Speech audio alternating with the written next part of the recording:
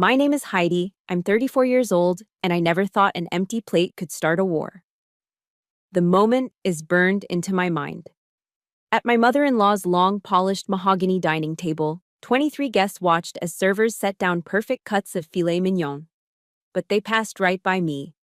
In front of me sat nothing but a lonely nest of greens, my empty plate a spotlight shining on my humiliation.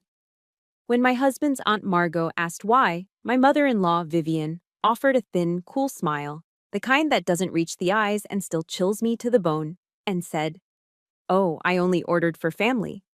They thought they were humiliating some girl from Ohio.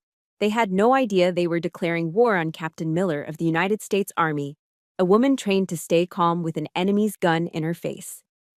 If you're watching this video and you have ever been made to feel small, please hit that like button and let me know where you're watching from in the comments below, as I tell you what happened when I finally stood up to the woman who never saw me as family. Vivian's words were a poisoned dart, and they found their mark. The cheerful sound of sterling silver forks tapping against bone, china died instantly. The warm, inviting scent of rosemary and garlic from the filet mignon suddenly felt heavy and suffocating in the dead air. It was a complete, crushing silence. The kind that's so thick you feel it pressing in on you. I could feel 23 pairs of eyes turn to me, a collective stare that felt like a physical touch. They weren't looking with compassion. It was a morbid, fascinated curiosity. The way drivers slow down to gawk at an accident on the side of the road. I was the spectacle.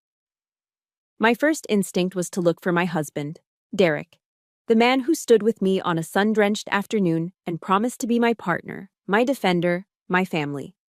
He wouldn't meet my gaze. He was staring down at his plate with a focus so intense you'd think he was trying to solve a complex puzzle.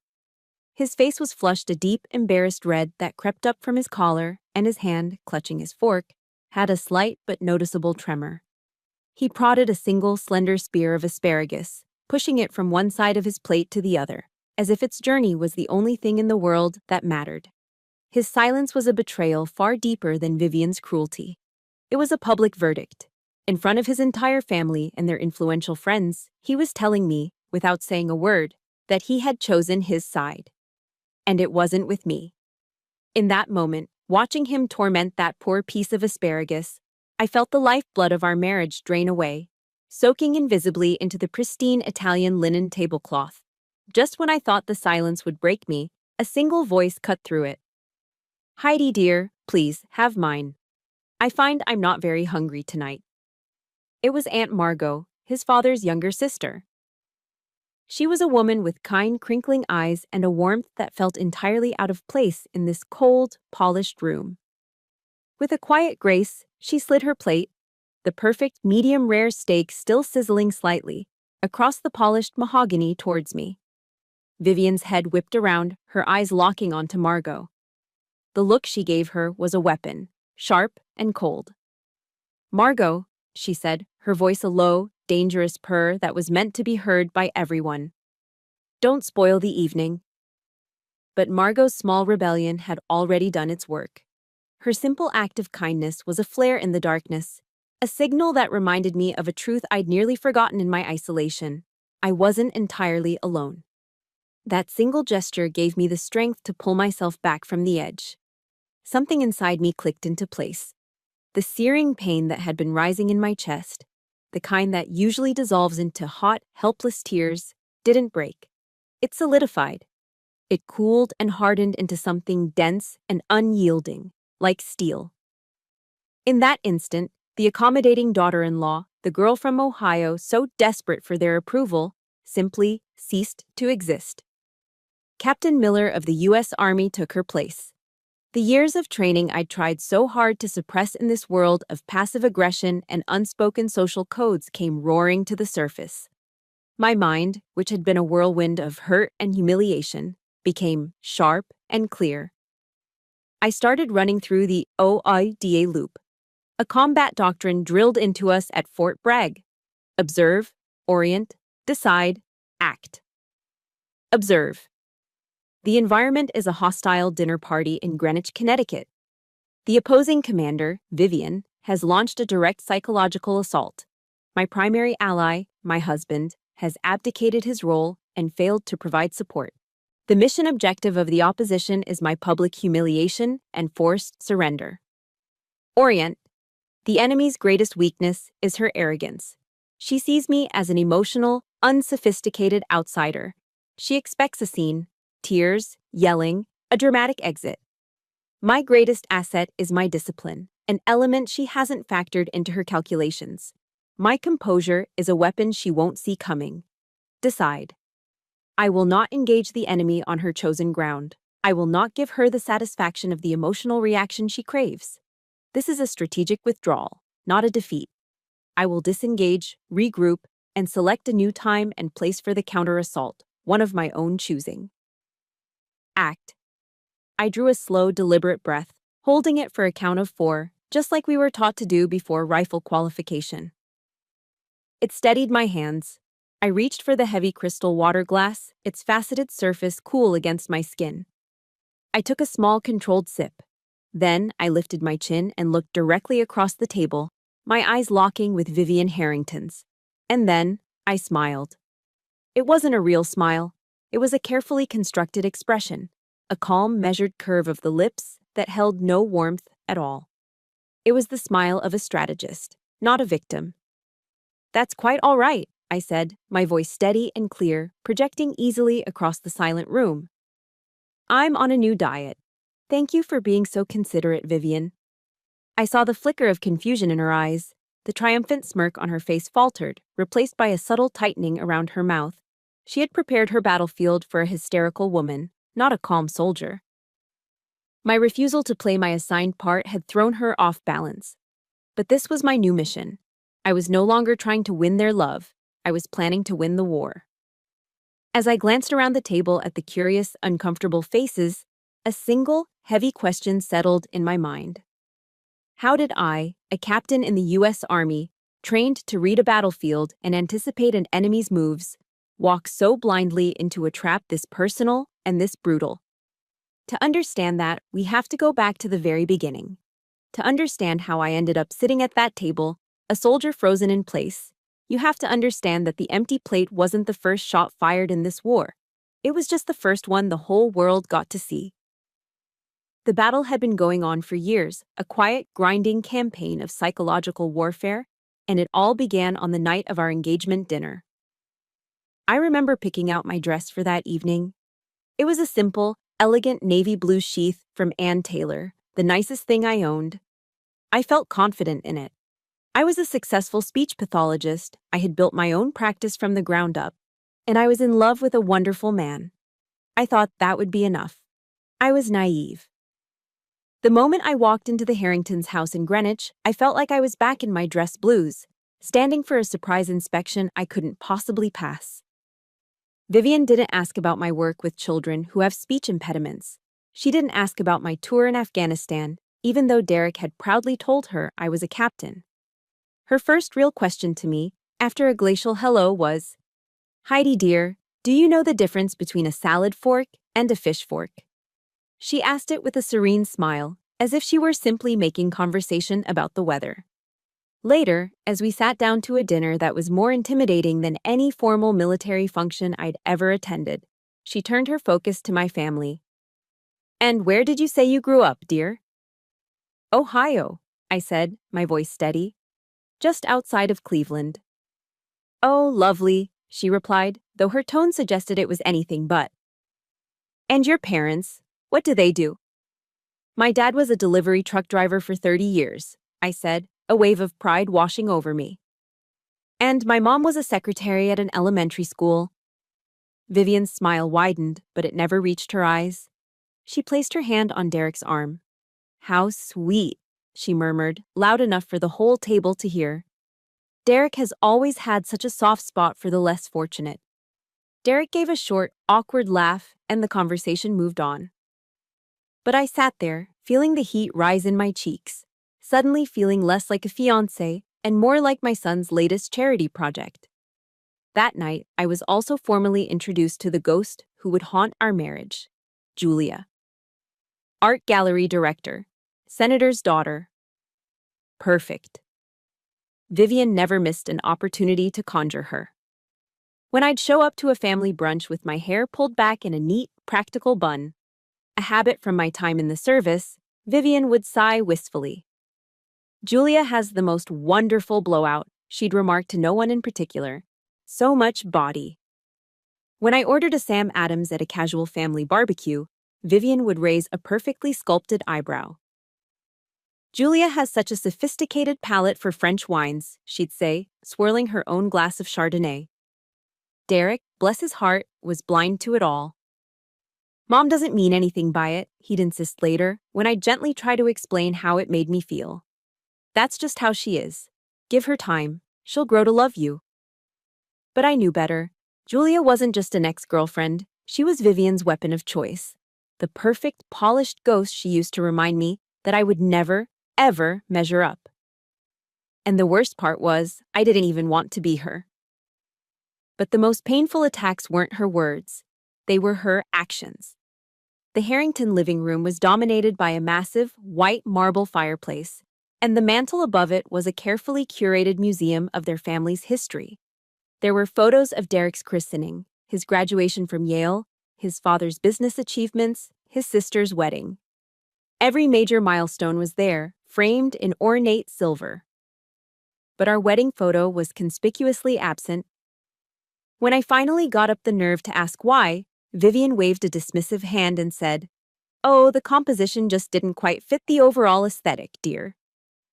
Another time, I walked into the family room and felt a jolt.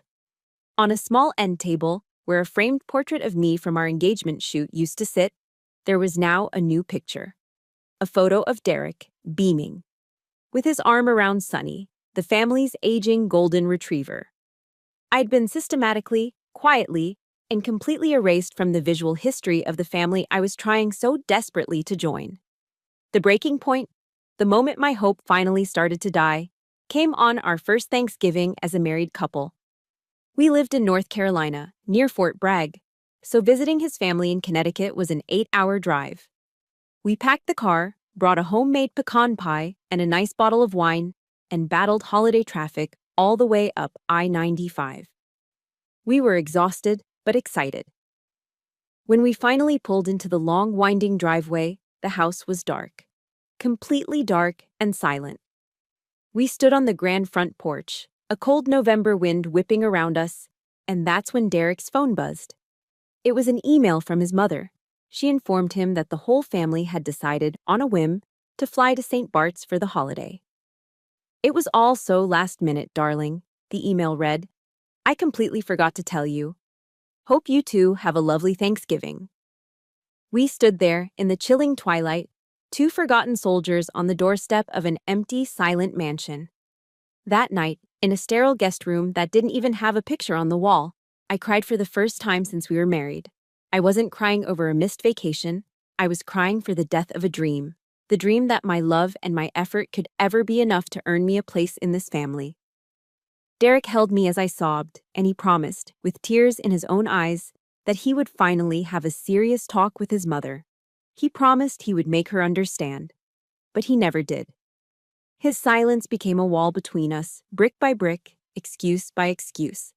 And as I lay awake that night, listening to the wind rattle the windows of that big, empty house, I began to wonder, how could I ever escape this gilded cage? The weeks following that disastrous Thanksgiving bled into a gray, monotonous winter. I found myself retreating, building emotional fortifications around myself. The weekend trips to Connecticut became less frequent, citing work or exhaustion as an excuse. I was seriously considering putting in a request for a transfer, maybe to a base in Germany, or even Korea. Anything to put an ocean between myself and the suffocating chill of the Harrington family. I felt adrift, my sense of self slowly being eroded by 1,000 tiny cuts. Then, one Tuesday afternoon, it arrived. Tucked in with the usual junk mail and bills was a crisp, cream-colored envelope. In the top left corner, embossed in navy blue ink, was the official seal of the Department of Defense. My heart hammered against my ribs. An official DoD envelope usually meant one thing: deployment orders.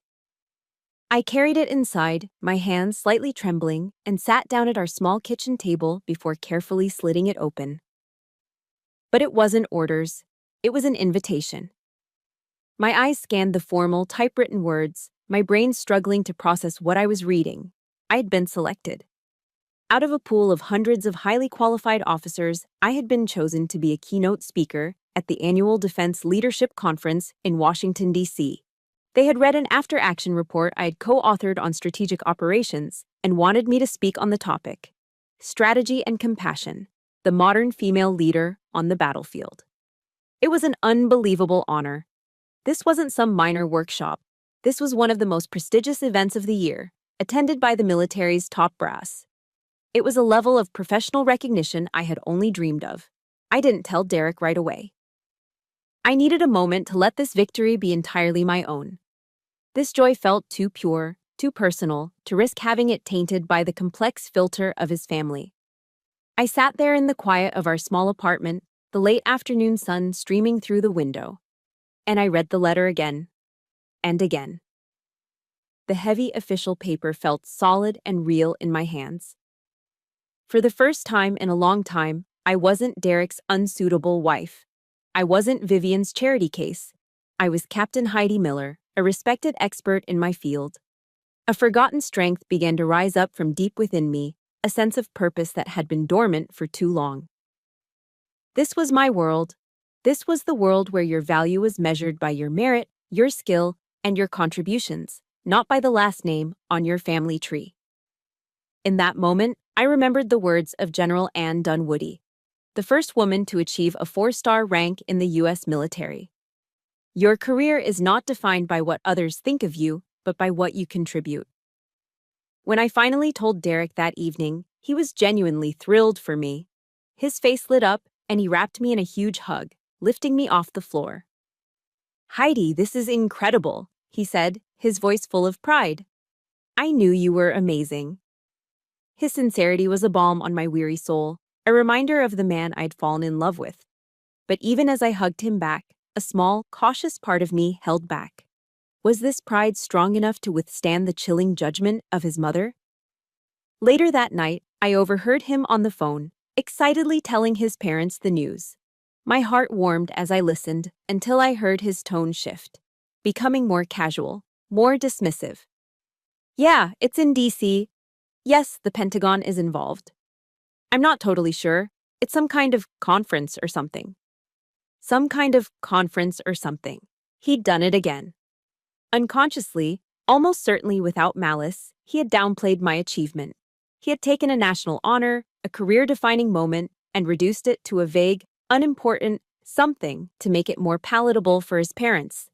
The familiar sting of disappointment was sharp and unwelcome. And that's when I made my decision. I went back to the letter, my mind now clear and focused. My eyes landed on the second page, the itinerary. It detailed a private black tie reception and dinner on the final night, exclusively for speakers and distinguished guests. The guest list included several prominent U.S. senators and a handful of high-ranking generals. It was an opportunity to network with some of the most influential leaders in the country. I folded the letter carefully. I would not mention this dinner to the Harringtons. I would tell them only about the speech. This would be my test, a secret test. Would they value my accomplishment enough to make the trip, to sit in an auditorium and listen to me speak about something I was passionate and knowledgeable about? Or would they dismiss it, just as Derek had, as some trivial event not worth their precious time? I would hold this detail, my ace in the hole, close to my vest. I know I can't be the one who's been in a situation like this, where you have to set a secret test for the people who are supposed to be on your team. If you're with me on this and you believe I'm doing the right thing, hit that like button to show your support and type the word "test" in the comments below. Let me know I'm not alone in this. I needed to know, once and for all, if there was any genuine respect for me in that family. Or if I would forever just be the girl from Ohio. I had to know what I was really fighting for. 2 weeks before the conference, I put my plan into motion. I waited until mid-morning on a Tuesday, a time I knew Vivian would be between her tennis lesson and her garden club meeting. I took a deep breath, dialed her number, and put on the most pleasant professional voice I could muster. "Hi, Vivian, it's Heidi," I began. I'm calling to formally invite you and Richard to my presentation in Washington, D.C. on the 15th. It would be such an honor to have family there. There was a distinct pause on the other end of the line. I could hear the faint, crisp rustle of paper like she was flipping through a thick, leather-bound calendar. "The 15th, you say?" she asked, her voice laced with a cool indifference. "Let me see. Oh, what a terrible shame. That's the date of the Greenwich Polo Club's annual charity auction. Richard and I simply can't miss it. It's the most important event of the season." The most important event of the season. A charity auction for polo horses was more important than a keynote address at the Pentagon. The results of my experiment were already coming in, clear and conclusive, but I had to see it through. "I understand it's an all-day event," I pressed, keeping my tone light. "But my speech is only scheduled for an hour in the afternoon. Perhaps you could fly down for that and still be back in time for the evening festivities." A dry, condescending chuckle came through the phone. It was a sound I had come to despise. "Oh, Heidi, you're so wonderfully naive," she said. "One doesn't just pop into an event like that. The whole point is the networking, being seen from the very beginning. It's about relationships, you understand. Anyway, best of luck with your little talk." And then she hung up. No questions about the topic, not a shred of curiosity, just a swift, clean dismissal. I didn't let the anger take over. I simply registered the data. Test Subject 1. Failed. Derek came home that evening looking predictably glum. He loosened his tie as he walked through the door and tossed his briefcase onto a chair. "So, Mom told me about the scheduling conflict," he said with a sigh. "You know how she is with those charity events. They're a big deal to her." He wasn't fighting for me. He wasn't even angry on my behalf. He was just accepting it, managing my expectations. I looked at him, my own husband, and felt a cold distance settle between us. "What about you, Derek?" I asked, my voice carefully neutral. I had to know. "Will you be there?" He had the decency to look uncomfortable. He broke eye contact, busying himself with getting a glass of water from the kitchen. "Heidi, I'll have to see," he stammered, his back to me. "Work has just been insane lately. We're in the middle of a huge merger, and work." That was his excuse, not a polo match, but something just as hollow. I watched the man I had married, the man who had promised to be my partner, and for the first time, I didn't see love or strength. I saw a scared little boy, terrified of disappointing his mother, terrified of leaving the comfortable gilded cage he had been raised in. Test Subject 2. Failed. I sat on the couch in the deepening twilight, the silence of our apartment pressing in on me. The hope I had allowed myself to feel just a few days ago now felt foolish. The test wasn't about hoping they would pass. It was about confirming what I already knew to be true.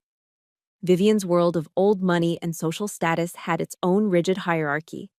And in it, a captain in the United States Army ranked somewhere below a prize-winning pony. And her son, my husband, was a willing citizen of that world. Just as I was sinking into that cold, lonely feeling, my phone rang, its sudden chime startling me. I glanced at the screen. It was Aunt Margot. I almost let it go to voicemail, not feeling up to another difficult conversation, but something made me answer. "Heidi." "I just got off the phone with Vivian," she began, her voice a whirlwind of indignation. "I cannot believe her. I'm so sorry." I didn't know what to say. "It's okay, Margot. I understand." "No, it is not okay," she insisted, her warmth and fire a stark contrast to the cold dismissals I'd received all day. "You do not let them make you feel small. What you're doing is important. It's honorable. Your Uncle William and I are coming. He said he would much rather listen to a brilliant army officer speak than watch a bunch of rich men brag about their horses." Tears sprang to my eyes, hot and sudden. "And Heidi," she added, her voice softening. "I've already booked the flights. We'll be in the front row." That's when I broke. The tears weren't for the pain of Vivian's rejection or Derek's cowardice. They were tears of overwhelming, gut-wrenching gratitude. In the middle of my carefully constructed experiment, an unexpected variable had emerged. a piece of data I hadn't accounted for. My little drama was over. The results were in. And now I knew, with absolute certainty, who my real family was. The phone call came 3 days before my trip to DC. It was Derek, calling from the sterile quiet of his corner office at Harrington Investments. I could hear the artificial hum of the building's climate control in the background, a sound as cold and detached as his family. I knew instantly from his tone, that overly casual, carefully modulated voice he used when he was about to deliver bad news, that this was not going to be a pleasant conversation. "Hey, Heidi." "So, a small thing came up," he started, the words slightly rushed. "Mom just called me. She, needs a tiny favor." A warning bell, loud and clear, went off in my head. I sat down on the edge of our sofa, my back stiffening. Vivian Harrington did not ask for tiny favors. Her requests were strategic maneuvers, pieces moved on a chessboard I was only just beginning to understand. Each one was designed to test a weakness, demand a concession, or establish her dominance. "What kind of favor, Derek?" I asked, my voice already losing its warmth. He hesitated, and I could vividly picture him on the other end of the line, loosening his Hermes tie, running a hand through his perfectly styled hair, stalling. "Well," he finally continued, "you know the polo auction this weekend? It seems one of the hostesses for the check-in table has come down with the flu, and Mom was wondering if you might be able to, you know, help out." I said nothing, letting the silence stretch. I wanted him to hear the sheer absurdity of what he was saying. He pushed on, his voice becoming more strained. "Just for an hour or so, right at the beginning, to greet people and hand out the auction paddles. She said it would be a fantastic way for you to integrate and finally meet some of her friends in a more relaxed setting." My mind went blank for a second, short-circuiting from the raw audacity of it all. I, Captain Heidi Miller of the United States Army, an officer who had managed logistical operations for a battalion of over 500 soldiers, was being asked to hand out numbered sticks at a party. On the very same weekend I was scheduled to address the nation's top military leaders, my mother-in-law was offering me a volunteer position as event staff. It wasn't a favor. It was a calculated, masterfully cruel demotion. It was Vivian's way of broadcasting a message loud and clear. In my world, your world does not exist. Your rank, your career, your service, your entire identity is a quaint little hobby. Here, you are nothing more than the help. "What?" I said, my voice dangerously quiet. "Did you say to her?" He faltered, and his voice dropped to a shameful mumble. I said I would ask you." He hadn't defended me. He hadn't told his mother how outrageously insulting her suggestion was. He hadn't felt that immediate, instinctive need to protect his wife's honor. He had simply accepted the mission from his commanding officer and relayed the message, becoming a willing accomplice in my humiliation. That was it. The final microscopic thread of hope I had that he might one day become his own man, my man, just dissolved. That evening, I walked into our apartment, my mind a storm of cold fury.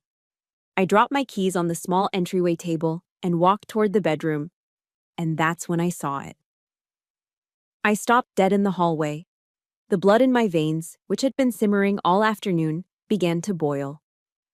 There, hanging from the polished brass hook on our bedroom closet door, was the evidence of Vivian's final, unforgivable declaration of war.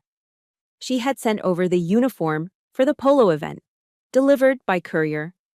It consisted of a flimsy, starched white apron that looked like it belonged in a 1950s diner, and a cheap, shiny black clip-on bow tie. And where, precisely, had this insulting costume been placed? Right next to my Army service uniform. My dress blues. The two uniforms hung side by side in the soft evening light, a diabolical and deeply symbolic display. On the right, the cheap, disposable costume of a servant, and on the left, the embodiment of my entire adult life. My dress blues weren't just fabric and thread, they were a living testament. The deep, midnight blue of the jacket represented the honor of the institution. The sky blue trousers, the legacy of the cavalry. Every gleaming brass button, every sharply pressed crease, Every colorful ribbon neatly arranged on my chest told a story of years of service, of deployments, of commendations, of sacrifices made in places Vivian couldn't even imagine. This was the uniform I had earned with my own sweat, my own blood, my own tears. It was the uniform I planned to wear with immense pride at the awards reception in Washington, D.C. It represented the very best of who I was. And Vivian had hung her cheap insult right beside it. She had, with this single contemptuous act, placed her opinion of me on the same level as my honor. It was a gesture so profoundly dismissive, so utterly disrespectful, it felt like a physical blow. I stood there for a long time, just staring at the two garments. One, a symbol of everything I had fought to become. The other, a symbol of everything she was determined to reduce me to. And in that moment, the pain vanished. The disappointment evaporated. All the murky, confusing emotions were burned away, leaving behind only a cold, hard, crystalline clarity. Vivian Harrington had crossed a line from which there was no return. And Derek, my husband, through his pathetic, cowardly silence, had held the door wide open for her. My eyes drifted to the small framed photo on my nightstand. It was a black and white picture of Audie Murphy, the most decorated soldier in American history. A sharecropper's son from Texas, small and unassuming, who became a giant through sheer grit and courage. I thought about the silent sacrifices made by generations of soldiers, the quiet dignity they carried, the honor they fought to uphold, often with no expectation of thanks. Vivian hadn't just insulted me, she had spat on that entire legacy. The time for silence was over. The time for keeping the peace was over. To remain passive now would be an act of complicity in my own desecration. It would be a betrayal of every man and woman who had ever worn the uniform that now hung, dishonored, on my closet door. I walked over to the bed and picked up my phone. My thumb hovered over Derek's name in my contacts list, but I scrolled right past it. My first call was to a number I'd saved in my phone months ago, under the innocuous heading, Hartford Legal. A small contingency plan I'd hoped I would never need. The second call was to Aunt Margot. Uncle William answered, his voice booming with warmth. Heidi, we were just talking about you. We're so excited to see you in D.C. I'm looking forward to it too, William, I said, my voice as steady and calm as a drill sergeant's on parade. But there's been a slight change of plans. I need the two of you to meet me in Washington a day earlier than we discussed. There's something we need to prepare for. Of course, anything you need. What's going on? I took one last look at the two uniforms hanging on the door. I have a speech to give, I said. And then, right after, I have a battle to win. Standing on that brightly lit stage, in my immaculate dress blues, I looked out over a sea of decorated uniforms and sharp business suits. My eyes found Aunt Margot and Uncle William in the front row. Margot was beaming, her eyes glistening with proud tears, and William was sitting ramrod straight, looking more like a general than a retired accountant. Their presence was a silent, powerful source of strength. I delivered my speech. But as I spoke about military strategy, about finding strength in adversity, about the unbreakable bonds of loyalty forged in the most difficult circumstances, I wasn't just talking to the audience of leaders in front of me. I was talking to myself. Every word I spoke was infused with the private pain and newfound resolve forged in the crucible of the Harrington family. It was more than a speech. It was a reclamation of my own voice, my own power, my own honor. When I finished, the applause was thunderous. The entire auditorium rose to its feet in a standing ovation. As I walked off the stage, a four-star general, a man whose face I'd only ever seen on the news, shook my hand firmly. Captain, he said, his eyes meeting mine with profound respect. That was one of the most inspiring and articulate presentations I've ever had the privilege of hearing.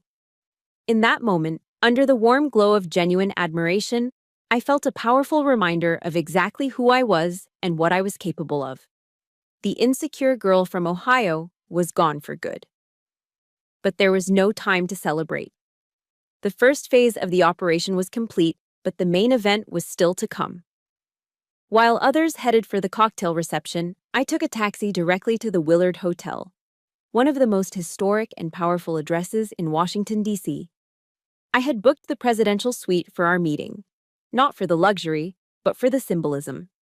This battle would be fought on neutral ground, in a space that radiated power, a space that was entirely my own. When I arrived, my war council was already assembled. Aunt Margot and Uncle William sat on one of the plush sofas, and at the head of the long conference table sat my lawyer, Ms. Evelyn Davis. Ms. Davis was a formidable woman in her late 50s with sharp eyes and a no-nonsense demeanor that came from her years as a top prosecutor in the Army's Judge Advocate General's Corps. She was exactly the ally I needed. In front of her on the polished wood table was a thick, 3-ring binder I had sent her the week before. "This is everything," I said, my voice calm and steady as I took my seat. "Every condescending email, every passive-aggressive text message, and a detailed journal of every incident for the past 3 years. It's all in there." Ms. Davis gave a single, sharp nod, her expression unreadable. "It's more than enough, Captain," she said, her voice crisp and professional. "What we have here is a clear and systematic pattern of behavior." Uncle William looked at the binder, his face etched with a deep, personal pain. "I'm sorry, Heidi," he said, his voice thick with emotion. "I should have spoken up sooner. I saw what was happening, but I stayed quiet. I let my brother and his wife—" I reached across the table and placed my hand on his. "It's not too late to speak up now, William," I said gently. "But I'm going to need your help to make this work." The plan was simple, relying on one of the core principles of war we are taught at West Point: surprise. We would use our enemy's own arrogance and assumptions against them. I would be the one to call Derek. I would tell him that an urgent family matter had arisen that required an immediate meeting in D.C. I would be deliberately vague, but would use one specific, irresistible word: legacy. I would tell him the matter directly concerned the Harrington family legacy. I knew Vivian would hear that word and be on the next flight, unable to resist the lure of protecting what she valued most. Phase 2 of the plan required Uncle William. He would call his older brother, my father-in-law, a few minutes after my call to Derek. He wouldn't reveal any details, but he would confirm the gravity of the situation, adding a layer of pressure that would ensure their attendance. The trap was set. The bait was their own greed, their own pride, and their unshakable belief in their own superiority. It worked perfectly. Derek called me back less than 10 minutes after I had left him a message, his voice a mixture of annoyance and anxious curiosity. "Heidi, what the hell is going on?" he demanded. "Uncle William just called Dad and was talking in circles about some serious family issue. Everyone is freaking out." I kept my voice cool and controlled, the same tone I would use on a radio during a tense field exercise. "I can't discuss it over the phone, Derek. It needs to be handled in person. The presidential suite at the Willard Hotel, 10 a.m. tomorrow. All 3 of you need to be here." I knew exactly what they would be thinking. Vivian would assume I'd gotten myself into some kind of trouble, perhaps a financial mess, and was coming to them to beg for a bailout. They would be preparing their lectures, their condescending offers of help. They would walk into that suite tomorrow morning, fully expecting to be in charge, to hold all the cards, to put the little girl from Ohio back in her place once and for all. They would be smug. They would be arrogant. They would be utterly, completely unprepared.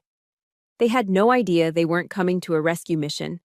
They were walking, willingly and blindly, straight into a perfectly planned ambush. At precisely 10 a.m., the door to the presidential suite opened. Vivian swept in first, dressed in a Chanel suit the color of champagne, her expression a perfect mask of bored irritation. My father-in-law, Richard, followed her, looking uneasy and out of place, his usual corporate confidence completely absent. Derek was last, trailing behind them like a remorseful child. He wouldn't look at me. Vivian's gaze swept across the opulent room, the soaring ceilings, the antique furniture, the panoramic view of the Washington Monument, before landing on me and Ms. Davis, who sat silently at the head of the conference table. A smirk played on Vivian's lips. "Well, this is impressive," she said, her voice dripping with sarcasm as she took a seat opposite us. "What's all this about, Heidi?"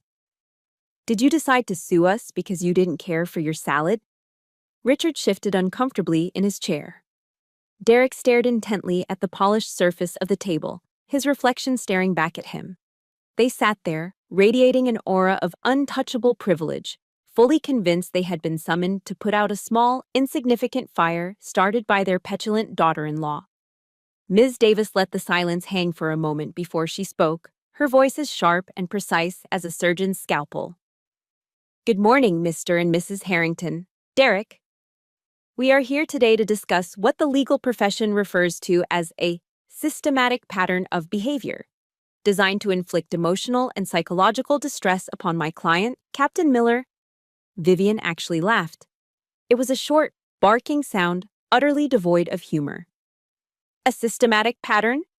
Or is it more likely that this girl is just a little too sensitive for her own good? Ms. Davis didn't flinch. Her expression remained as neutral as granite. Let's review the facts, shall we? She said, gesturing to a small digital recorder on the table. We'll begin with Exhibit A, an audio recording of a telephone call made on May 12th, in which Mrs. Harrington, you requested that my client, an active duty captain in the United States Army, serve as unpaid staff at a private charity function. She pressed a button. Vivian's own cool, condescending voice filled the silent room, suggesting I could lend a hand at the check-in table. The smug smirk on the real Vivian's face vanished, instantly replaced by a flash of fury. The color rose in her cheeks. You recorded me, she hissed, her voice a venomous whisper. Ms. Davis ignored her, her focus unwavering as she picked up a sheet of paper from the binder in front of her. Moving on to Exhibit B, she continued, her tone relentlessly calm. This is a printout of an email from you, Mrs. Harrington, to your sister in Palm Beach. In it, you refer to Captain Miller as, and I quote, the little country mouse from Ohio who doesn't know which fork to use. You go on to say you hope Derek comes to his senses soon. She slid the paper across the table. Vivian stared at it as if it were a snake. And finally, Ms. Davis said, picking up another stack of papers, we have Exhibit C, a series of text message transcripts between you, Mrs. Harrington, and your son, Derek. She looked directly at Derek, who seemed to shrink in his chair.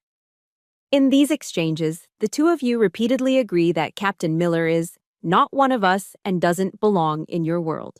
There are also several instances of you, Derek, promising my client you would speak to your mother about her behavior, and subsequent messages to your mother in which you apologize for your wife's sensitivity. She pushed the stack of printed messages across the table. It landed with a soft, damning thud. Derek's face went completely white. He looked like he was going to be sick. My father-in-law, Richard, finally looked up, his face a mask of shame, and then slowly lowered his head, staring down at his clasped hands on the table. He had been defeated, but Vivian, cornered and exposed, did what all cornered narcissists do. She attacked. This is ridiculous. It's an ambush, she shrieked, her voice rising with panicked rage. She abandoned all pretense of civility. She's a gold digger. That's all this has ever been about. She married my son for the Harrington name and the Harrington money, and now that she sees she can't control him, she's trying to extort us. She turned her venomous glare on me, her eyes blazing with a desperate, cornered fury. Who do you think you are to pull a stunt like this? She spat.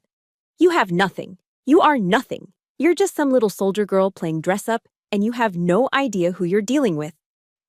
That accusation, that final desperate insult, was the trigger. It was the last piece of the puzzle, the final move I'd anticipated. My training had taught me never to ask a question in an interrogation unless you already know the answer. Ms. Davis and I hadn't presented this evidence hoping for an apology. We had presented it to provoke a specific reaction. And Vivian had just delivered it, right on cue. It's amazing how people show their true colors when they're backed into a corner, isn't it? They go straight for the jugular, trying to make you feel small and worthless. If you know exactly what that feels like, hit the like button. And if you believe that a person's worth is defined by their character, not their bank account, type worthy in the comments below. I looked at Vivian, her face twisted in a mask of ugly rage, and I felt nothing but a cold, clear sense of purpose. It was time to end this. It was time for the final blow. Faced with Vivian's final, desperate accusation, "You're just a gold digger. You have nothing." I didn't feel a surge of anger. I didn't feel the need to defend myself. Instead, looking at her face, contorted with a venomous rage born from pure panic, I felt a strange, chilling sense of pity. She was wielding the only weapon she had ever known, the assumption that everyone was motivated by money and status, and she had no idea it was about to backfire spectacularly. I gave a slow, deliberate nod to my lawyer, Ms. Davis. It was time. Ms. Davis, with the calm efficiency of a seasoned prosecutor, reached into her leather briefcase and pulled out a single, slim file folder, one they hadn't seen yet. She opened it and slid one piece of paper from it, placing it face down on the table. "Mrs. Harrington," she said, her voice cutting through Vivian's heavy breathing, "you just stated that my client has nothing. Perhaps you should review this document." She pushed the paper across the vast, polished expanse of the conference table. It slid silently, coming to a stop directly in front of Vivian. For a moment, she just stared at it, her chest heaving. Then, with a trembling hand, she snatched it up. It was a single-page summary of financial assets. Her eyes, wide with disbelief, darted across the page, scanning the columns of numbers. The color drained from her face. She froze, her mouth slightly agape, the paper shaking in her hand. What is this?" she whispered, her voice hoarse. "This is impossible." I leaned forward slightly, resting my hands on the table. I spoke for the first time since the ambush began, and my voice, though quiet, resonated with absolute authority in the dead silent room. "That," I said, my gaze locked on hers, "is the Wallace Trust. It was established by my maternal grandparents. My grandfather was a physicist, one of the original patent holders for fiber optic technology. The trust is currently valued at a little over $50 million, and I am its sole beneficiary." The silence that followed was absolute. It was heavier and more profound than any silence I had ever experienced, on or off the battlefield. I could hear the frantic, ragged sound of Vivian's own breathing. My father-in-law, Richard, who had built his life and identity around his financial success, slowly lifted his head, his expression one of utter shock. And Derek? Derek stared at me as if I were a complete stranger, as if the woman he had been married to for 3 years had just revealed herself to be an alien. The foundation of his entire understanding of our relationship, of me, had just crumbled into dust before his eyes. He had spent years watching his mother treat me like a charity case, and he'd never once suspected that I could have bought and sold his entire family 10 times over. I let the weight of that new reality settle upon them. Then I continued, my voice steady and clear. "You see, Vivian, I never needed your money. I never wanted your social standing. The only thing I ever asked for from this family was respect, a seat at the table, a place in the family photos on your marble mantle. But that was the one thing you couldn't bring yourself to give me." Slowly, I pushed my chair back and stood up, feeling a profound sense of lightness, of release. I was no longer their subject, their problem, their project. I was free. "I didn't marry Derek for his money," I said, my voice softening as I turned my gaze to my husband, who still looked utterly broken. "I married him because I fell in love with a man I thought had the courage and integrity to stand by my side. A man who would be my partner." I was wrong. I let the words hang in the air between us. "You stood by and let all of this happen. You let her do this." As the weight of my words crushed the last of the Harrington arrogance, Uncle William rose slowly to his feet. He looked at his older brother, his face filled with a lifetime of regret. "She's right, Richard," he said, his voice thick with sorrow. "This is on us, all of it. Years ago, I was in love with Margot. But I was too much of a coward to fight for her against this family's expectations. I let her go, and I have lived with that regret every single day of my life." He then looked at Derek, his eyes pleading, "Don't let your son make the same mistake I did." That heartfelt confession was the final hammer blow. It shattered the last vestiges of their self-delusion. Vivian, the queen of Greenwich society, visibly crumpled in her chair, her face pale, her hands limp in her lap. She had no words left. No more insults, no more defenses. She was just defeated. Derek stared blankly into the middle distance, his face a hollow mask of failure and gut-wrenching, too-late regret. I looked at the three of them one last time, the ruins of the great Harrington family. I felt no triumph, no hatred, only a quiet, profound sense of release. I had stood up for myself, and in doing so, I had taken my life back. As Eleanor Roosevelt once said, no one can make you feel inferior without your consent. And I was officially withdrawing my consent, forever. Ms. Davis, I said, turning toward the door, we're done here. I walked out of that room without a backward glance, leaving them to sit amongst the ashes of a dynasty that had just been burned to the ground by its own arrogance.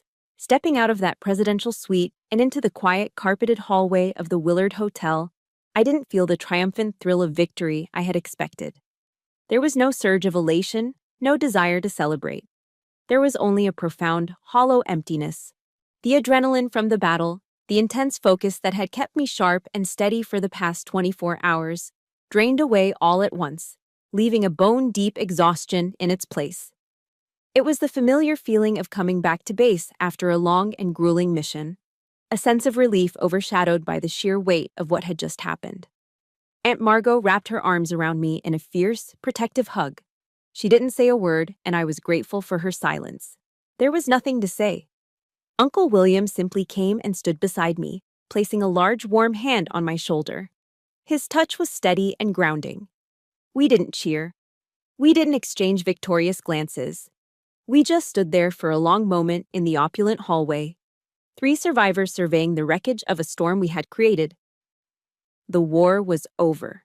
The battlefield was a mess. I had won. But victory had come at a cost. I had lost a family, even if it was a family that had been poisoning me from the start. It was Margot who finally suggested we get some air. We left the gilded cage of the hotel and walked out into the cool, gray afternoon of Washington, D.C. The sky was overcast, the air heavy with the promise of rain, and it perfectly matched my mood. We walked in comfortable silence for a while, eventually finding ourselves on the National Mall, drawn toward the quiet solemnity of the Vietnam Veterans Memorial. We walked slowly alongside the polished black granite wall, its surface reflecting the cloudy sky and our own tired faces. The sheer number of names etched into the stone was overwhelming, a silent testament to battles fought and sacrifices made. "I am so proud of you, Heidi," Uncle William said finally, his voice thick and raspy. He stopped and looked at me, his eyes filled with a sad, profound respect. "You did today what I never had the courage to do. You fought for who you are." Margot squeezed my hand, her grip warm and strong.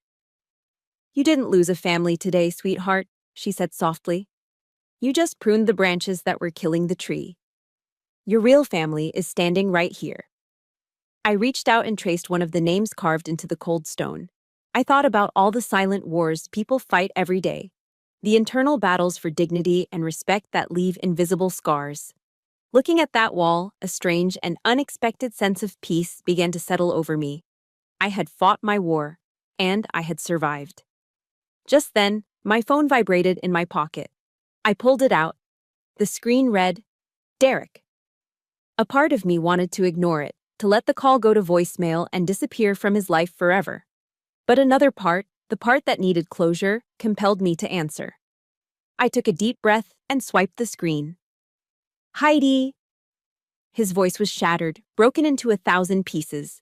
It was the voice of a man who had lost everything and knew it. "Heidi, I am so sorry. Oh God, I am so sorry. I was blind. I was a coward." He started to cry then. Not quiet, dignified tears, but ragged, wrenching sobs that tore through the phone. It was the sound of a hollow man, a man whose entire world had been built on a foundation of lies and who was now standing in the rubble. I listened. I didn't interrupt. I didn't offer comfort, but I didn't offer anger either. The rage had burned itself out, leaving only a deep, profound sadness in its wake. This was the man I had loved, the man I had built a life with, and he was a stranger to me now. "Can you give me a chance?" he begged, his voice choked with desperation. "Just one chance to make it right? I'll do anything. We can go to counseling, therapy, anything you want. I'll change. I swear I'll change." I took a long, slow breath, my eyes focused on my own reflection in the polished black wall. I saw a woman I hadn't seen in a long time, a woman who looked tired, yes, but also strong, resolute, free. I was finally listening to my own voice, the one that had been silenced for so long, the voice of self-respect I had fought so hard to win back. "Derek," I said, and I was surprised by how steady and clear my voice was. "I don't know what the future holds. I honestly don't." I wasn't trying to be cruel, I was just being honest. But what I do know, right now, is that I need space. I need time to just be me again. Not the person your mother wanted me to be, not even the person you wanted me to be, just me. I wasn't slamming the door on our marriage, but I wasn't leaving it open either. I was taking back control of the threshold. "Goodbye, Derek," I said softly. And then I ended the call. It wasn't an act of revenge. It wasn't a final twist of the knife. It was an act of self-preservation. It was the first, quiet step on the long road to rebuilding a life. Not on their terms, but on mine. A year has passed since that day in the Willard Hotel. I'm standing in the backyard of my own home now, breathing in the sweet scent of freshly cut grass and blooming hydrangeas. It's not a sprawling mansion in Connecticut. It's a cozy, welcoming colonial house in a quiet suburb of Virginia. Close enough to DC for me to continue my work at the Pentagon, but far enough to feel like a sanctuary. From the porch, I can hear the happy squeals of my 6-month-old daughter, Grace. Aunt Margot is pushing her gently on the wooden swing set, her laughter mingling with the baby's, while Uncle William stands nearby, making silly faces. They moved to a smaller house just 10 minutes away a few months ago. They aren't visitors. They're Grandma Margot and Grandpa Will. They are, in every sense of the word, family. Inside, hanging proudly above the fireplace, is a large, beautiful portrait of Grace, right next to a photo from my wedding. A new wedding photo. From the kitchen, I can hear the sizzle of onions and peppers in a hot pan. Derek is in there, wearing a navy blue apron with the words, "The Captain's Chef," embroidered in gold thread. He's making his famous fajitas for our Sunday lunch. Our road back to each other was not easy. It wasn't a Hollywood movie montage where one apology fixed everything. It was 6 long, hard months of intensive therapy, both separately and together. It was countless difficult conversations that stripped away years of denial and painful truths. But he did the work. He learned to finally draw a firm, unshakable boundary with his mother. A few months after our confrontation, he walked away from his high-paying job at the family firm and started his own financial consulting business, building something that was entirely his. He fought to win me back, not with grand promises, but with small, consistent, daily actions. He showed up, he listened, he took responsibility, he proved his loyalty day after day, until I could finally trust him again. He earned his place back at my table. We rarely speak of Vivian. After that day, she and Richard separated. He moved into a quiet condo in Florida and, from what William tells me, seems more at peace than he has been in years. Vivian is still the queen of her castle in Greenwich, but it's an empty kingdom now. Her heirs are gone. Every few weeks, an absurdly expensive and impersonal gift for Grace will arrive from a high-end department store, a cashmere blanket, a Tiffany silver rattle, but she never calls. She never visits. In the end, she won the house, but she lost the home. Her fate doesn't bring me any joy, only a quiet sense of peace that the world in its own way had balanced the scales. Justice had been served. Earlier this year, I used a portion of my inheritance to establish a nonprofit organization, the Wallace Foundation, named for my parents. We provide college scholarships for the children of veterans, helping to give them the same opportunities that my own blue-collar parents sacrificed everything to give me. I've learned that true wealth isn't about having a massive trust fund. It's about what you do with it. It's about building something that will outlast you. Later tonight, when I lay Grace down in her crib, I know I'll stand there for a moment, just watching her breathe, her tiny face so peaceful in the soft glow of the nightlight. And I'll think about this incredible, painful, transformative journey. For years, I believed my most important battles would be fought on some dusty, faraway battlefield. I was wrong. The most important battle I ever fought was the one for respect in my own home. I've learned that honor isn't just something you wear on a uniform, it's the boundary you refuse to let anyone cross. I've learned that love isn't about silent endurance, it's about active protection. And I've learned, with absolute certainty, that family isn't about the blood you share, but about the people who fight in the trenches alongside you. And you, the person listening to my story right now, are you fighting a battle of your own? Are you sitting at a table where you feel invisible, unheard, or unloved? Please remember this. You are worthy of a seat at the table, always. Thank you for taking this journey with me. My battle for a seat at the table is over, but I know that for many of you, your stories are still being written. This is what our community is all about, sharing stories of strength, finding our voices, and reminding each other that we are not alone. If my story moved you, please subscribe and turn on notifications. Every week, we share a new journey of someone who found the courage to fight back. I would be honored to read about your own moments of strength in the comments below.